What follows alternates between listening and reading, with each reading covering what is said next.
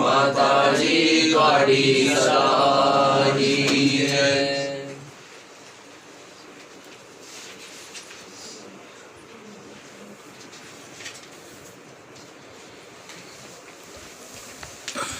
कार्तिक व्रत में दीप दान की महिमा।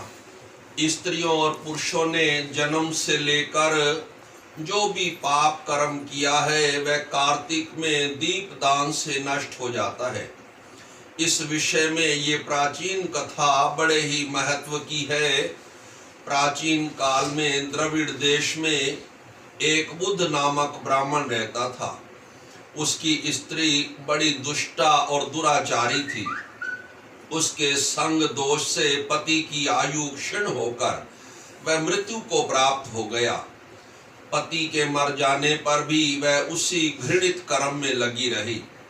लोक निंदा से उसे तनिक भी लज्जा नहीं आती थी।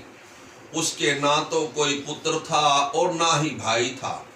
वह सदा भिक्षा के अन्न का भोजन करती थी।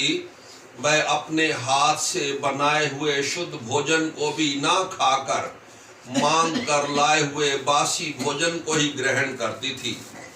तीर्थ यात्रा से भी वह सदा दूर रहती थी और उसने कभी मंदिर आदि में जाकर कथा प्रवचन भी नहीं सुना था।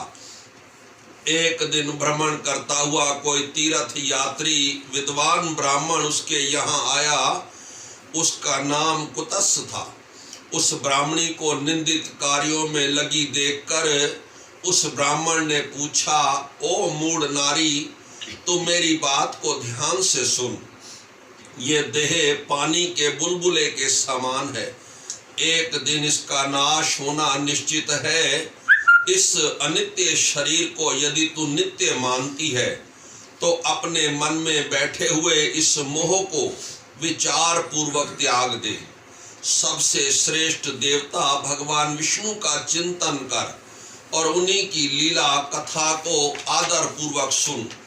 और जब कार्तिक मास आए तब भगवान दामोदर की प्रसन्नता के लिए स्नान आदि करके दीप दान दे। भगवान विष्णु की परिक्रमा करके उन्हें प्रणाम कर। ये व्रत विधवा और सौभाग्यवती सभी स्त्रियों के करने योग्य है। ये सब पापों की शांति और समस्त उपद्रवों का नाश करने वाला है।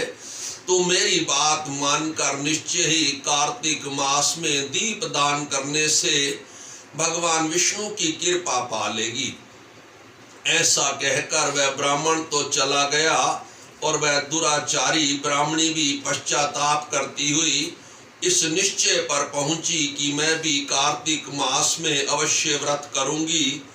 तदंतर कार्तिक मास आने पर उसने पूरे महीने भर प्रातः सूर्य उदय काल में स्नान और दीप दान किया।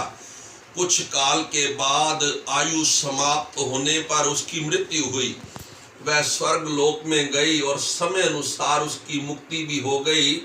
कार्तिक व्रत में तत्पर होकर जो व्यक्ति दीप दान के इस इतिहास को सुनता है और स्वयं भी दीप दान करता है वह अवश्य ही मोक्ष को प्राप्त करता है। बोलो कार्तिक मास महात्म।